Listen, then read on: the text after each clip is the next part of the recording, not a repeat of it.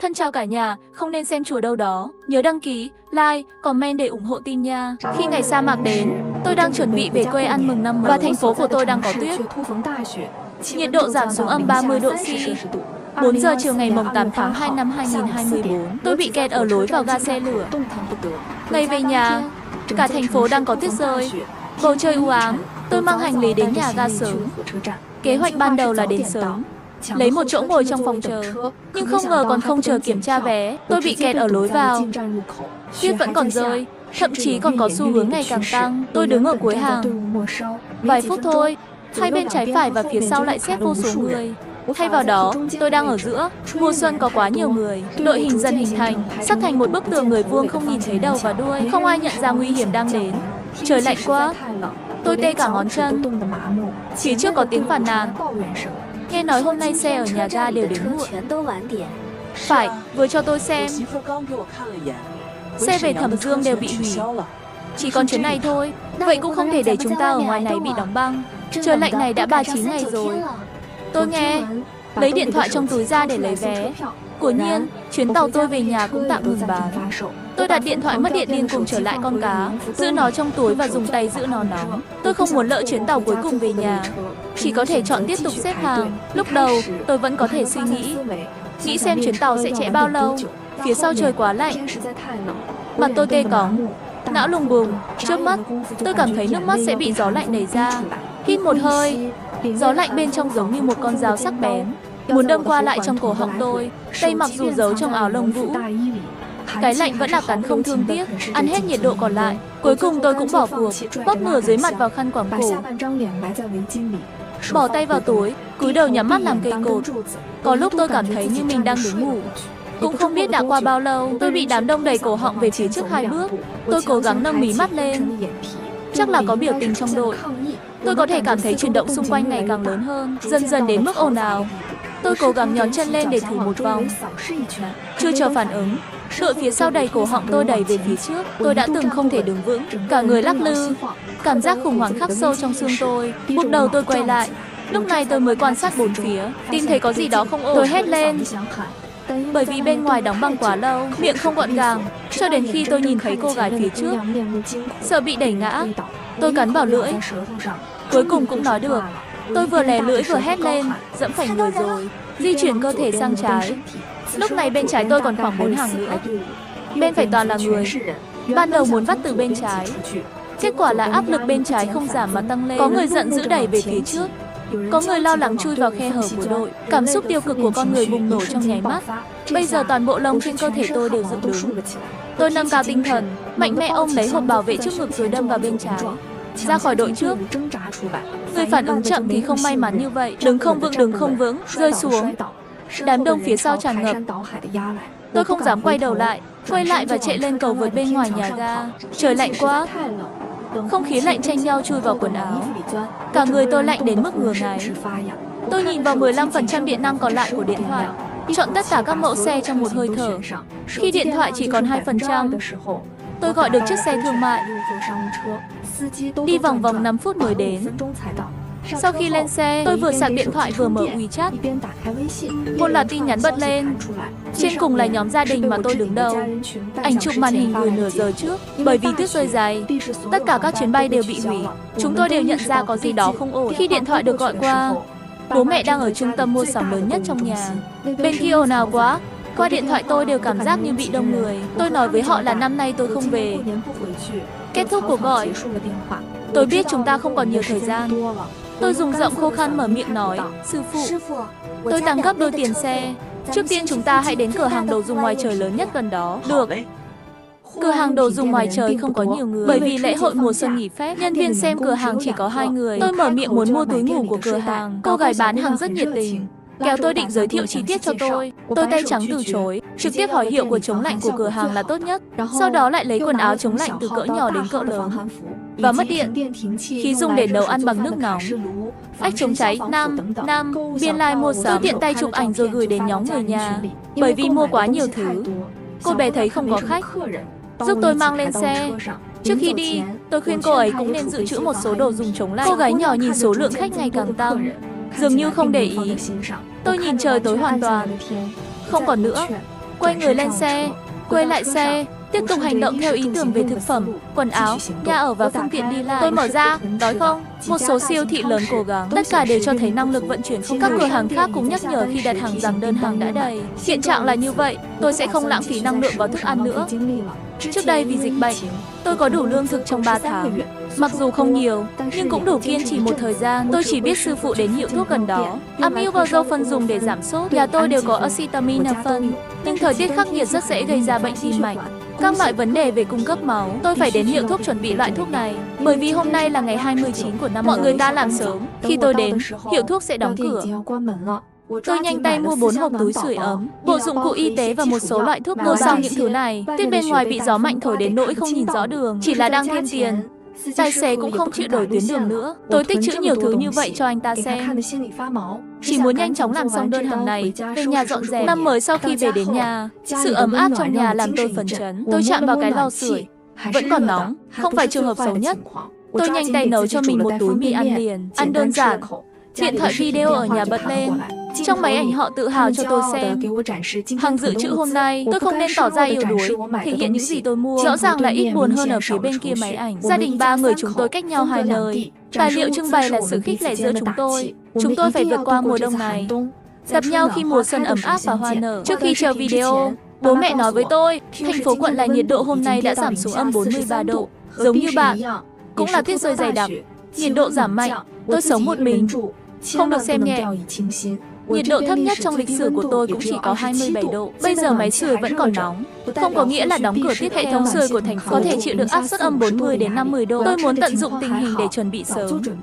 Cúp điện thoại. Tôi bắt đầu sắp xếp đồ tiếp tế. Đầu tiên là chất bịt kín từ cửa hàng sản phẩm ngoài trời, đóng tất cả các cửa sổ trong nhà và dành chút thời gian để nghiên cứu về năng lượng mặt trời. Bộ sạc này mặc dù chưa từng chạm vào, may mà hướng dẫn viết rõ ràng. 1 tiếng nữa sẽ ổn thôi. Thực ra là do thời gian căng thẳng, tôi không mua nhiều. Sắp xếp chỉ mất 3 tiếng. Tất cả đều được sắp xếp. Sau đó tôi lật ngược căn nhà. Theo điều kiện cực lạnh, có một bộ ưu tiên tiêu thụ. Kết thúc thống kê, thức ăn và nước đủ cho tôi 3 tháng. Miễn là bên trên có khả năng giải quyết, chắc chắn sẽ nhanh chóng xây dựng lại sau thảm họa. Thời gian sẽ không kéo dài quá lâu. Nếu không thể giải quyết, đó cũng là thảm họa của toàn nhân loại. Chỉ là chuyện chết sớm chết muộn. 3 tháng cũng đủ lâu rồi. Sau khi dọn dẹp tất cả những thứ này đã là 4 giờ sáng ngày mùng 8 rồi. Cuối cùng tôi cũng thở phào nhẹ nhõm, chuẩn bị rửa mặt đi ngủ. Trở lại phòng ngủ, tôi chạm vào cái nóng. Không còn nóng như tối qua nữa. Nằm xuống, giống như có một cái rắc cắm trên mí mắt của tôi. Lúc tỉnh lại đã là 4 giờ chiều rồi. Tôi đưa tay sờ sờ đầu mũi. Hơi lạnh, quận Hải Định của tôi. Nhiệt độ đã lên đến âm 39 độ. Nhóm WeChat đều đang thảo luận về việc hạ nhiệt toàn cầu. Nghe nói tối nay sau khi kết thúc livestream tin tức, mở chương trình trò chuyện phiên bản đặc biệt, tham gia chương trình phỏng vấn ngoại trừ CCTV nổi tiếng. Ngoài ra còn có sinh tồn ngoài chuyên gia nghiên cứu thời tiết và các ngành nghề khác. Hiện tại livestream này, số lượng đặt phòng trực tuyến đã vượt quá 200 triệu. Những người trong nhóm vẫn đang thảo luận sôi nổi, không mua được hàng. Tôi nhanh chóng đến một vài ứng dụng để hẹn từng cái một, lại đặt đồng hồ báo thức, ngăn chặn đến lúc đó thẻ không vào được. Cơn đói ập đến. Tôi chui ra khỏi túi ngủ, bọc áo lông vũ, đứng dậy và sẵn sàng nấu ăn. Người đầu tiên cảm thấy lạnh, đó là khuôn mặt của tôi tiếp xúc trực tiếp với không khí. Tôi run rẩy, thuận tay chạm vào hệ thống sưởi bên cạnh. Bộ tản nhiệt là ấm. So với nhiệt độ khi tôi trở về đêm qua, rõ ràng là có dấu hiệu thiếu sưởi ấm. Tôi lại nhìn ra ngoài cửa sổ. Ngày hôm qua vẫn còn u ám. Gió bên ngoài gầm gừ đập vào cửa sổ. Không có ai trên đường. Chỉ có thể nhìn thấy một mảng lông trắng. Gió càng thổi càng mạnh. Tôi co cổ lại và kéo rèm cửa lại. Bắt đầu chuẩn bị bữa ăn đầu tiên sau khi thức dậy. Hệ thống sưởi hiện tại, khí đốt, điện và... Tôi quyết định sẽ dùng nó trước. Không sử dụng thẻ khẩn cấp. Bởi vì các biện pháp chống lạnh nhà bếp không được thực hiện tốt như phòng ngủ. Tôi dự định sẽ chuyển tất cả các bữa ăn vào phòng ngủ. Nồi điện ở nhà trước đây để lưu trữ nước. Đổ đầy một nồi. Tôi đợi nửa ngày, hầu hết nước bên trong được đổ vào các thùng chứa khác. Cầm nồi và mấy gói mì ăn liền về phòng. Để giảm lượng nước sử dụng, không cần thiết, không có ý định tăng gánh nặng rửa chén. Tôi trực tiếp lấy nồi làm bát. Một cái đũa kích động một ngụm lớn mì ăn liền miệng lớn hít vào. Mấy cái. Mì bị tôi quét sạch. Tôi lại cầm cái nồi lên, không một miếng súp nóng. Hơi lạnh trong cơ thể dần dần tiêu tan. Một nồi súp xong rồi, cả người đều ấm lên.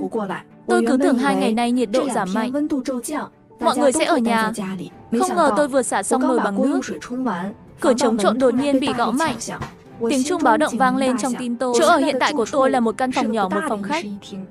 cho nên chưa từng mời bạn bè xung quanh đến. Một người lạ, sao lại gõ cửa nhà tôi trong thời tiết này? Bình thường tôi không ít xem bài báo về thây ma ngày tận thế, nhận thức được sự biến dạng của con người trong điều kiện khắc nghiệt, đáng sợ hơn nhiều so với bản thân thảm họa. Đột nhiên gõ cửa khiến tôi cảm thấy bất an hơn bình thường. Tôi muốn giả vờ như không có ai ở đây, không ngờ người ngoài cửa lại thấy tôi không mở cửa, gõ mạnh hơn. Dường như chắc chắn rằng có người sống trong căn phòng này. Tôi lo lắng rằng âm thanh sẽ thu hút nhiều người hơn. Hãy để mọi thứ phát triển theo hướng không thể kiểm soát. Mang theo nồi điện và dao làm bếp thì ra cửa. Tôi hét lên dự kiến thây ma trung niên. Người đàn ông không xuất hiện. Ngoài cửa có tiếng của một người cô. Cô ấy hơn tôi, nghe giọng tôi.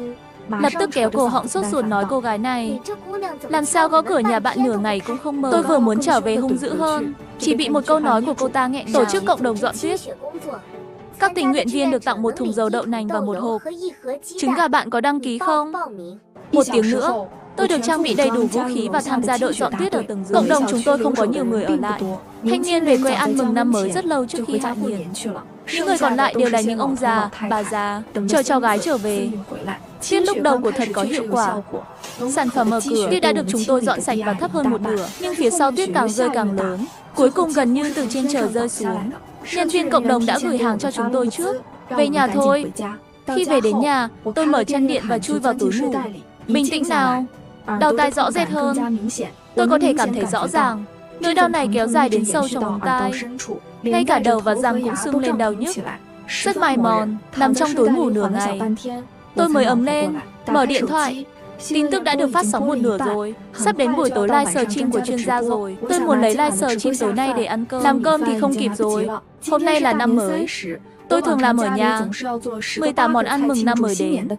Bây giờ tôi rõ ràng không có điều kiện này. Nghĩ đi nghĩ lại, tôi lấy một túi bánh bao chiên từ tủ lạnh. Đối với người phương Bắc, có bánh bao mới tính là năm mới. Chiên đơn giản.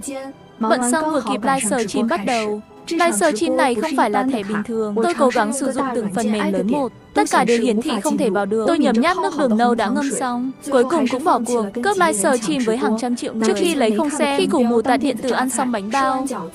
Livestream của Nhiên kết thúc rồi. Tin tức cực lạnh bùng nổ tất cả 10 tìm kiếm nóng. Các chuyên gia khuyên bạn không nên uống quá nhiều nước nóng mỗi ngày. Cô gái gọi cuộc chiến tranh cực lạnh hoặc bẩn thỉu toàn cầu này. Từ hôm nay trở đi, hầm tránh bom trên toàn quốc hướng dẫn cần thiết để chống lạnh ở nhà. Tôi tiện tay mở hướng dẫn cần thiết chống lạnh ở nhà. Toàn bộ hướng dẫn rất chi tiết, từ nước gừng đến thuốc dự phòng. Tất cả đều được liệt kê, rất rõ ràng. Tôi nhanh chóng đặt hàng để lưu, chỉ là cái lạnh này ập đến đột ngột thôi.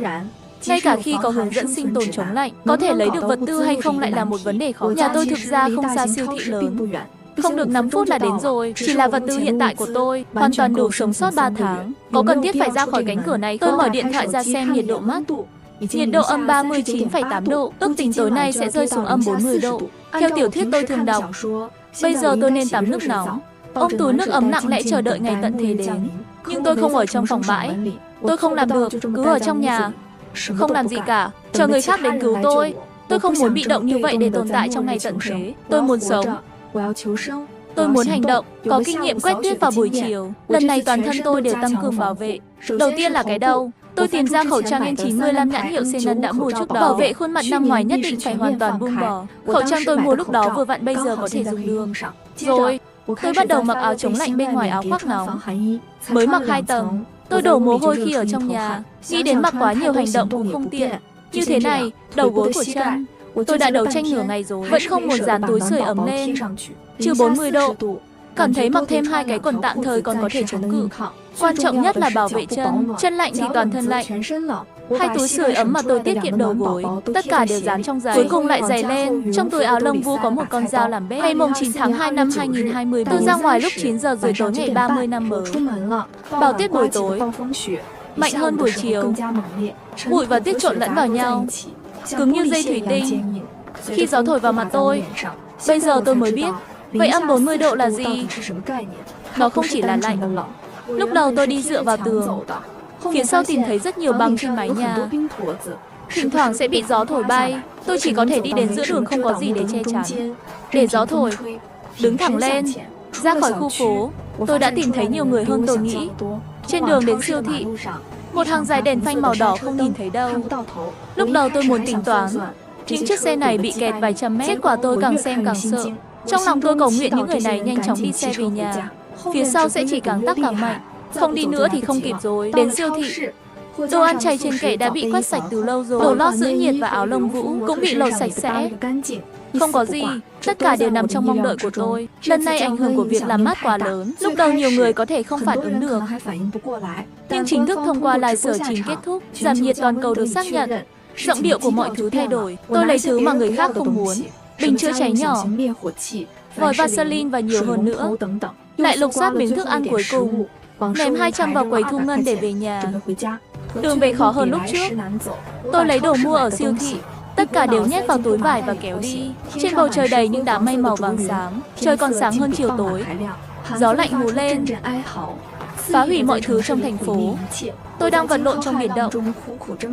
N95 căn bản không thể ngăn được gió lạnh hoặc da tiếp xúc. Như thể bị chém hết đao này đến đao khác. Đau đớn. Trên đường vẫn còn đỏ rực. Thỉnh thoảng còn có thiếu kiên nhẫn đưa vài tiếng loa. Tôi không thể đưa ra bất kỳ phản ứng nào vào lúc này.